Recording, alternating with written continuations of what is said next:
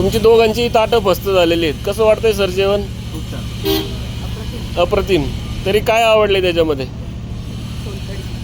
हा मठ्ठा, हा नारळाच्या दुधाचा मठ्ठा आहे. किती टेस्टी आहे. काही गरज आहे कुठल्या प्राण्याचं हिसकून घेण्याची, काही त्याचं शोषण करून घेण्याची गरज आहे का? बरं, असं जर आपण घेतलं तर दुधामध्ये कोलेस्ट्रॉल आहे, दुधामध्ये युरिक ॲसिड आहे, त्याच्यामुळं किडनी फेल होणार आहे, त्याच्यामुळं हार्ट फेल होणार आहे, नुकसानच होणार आहे. तर हे जर नॅचरल पद्धतीने घेतलं तर याचे काही नुकसान नाही.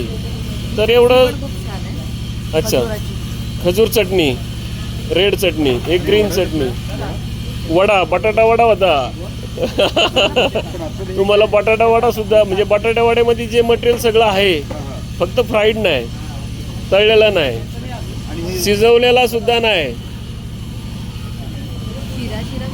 बाकी सगळे मसाले त्याच्यामध्ये जे आपण टाकतो ते कांदा, आलं लसूणची पेस्ट, असं सगळं. काय नाव सर तुमचं?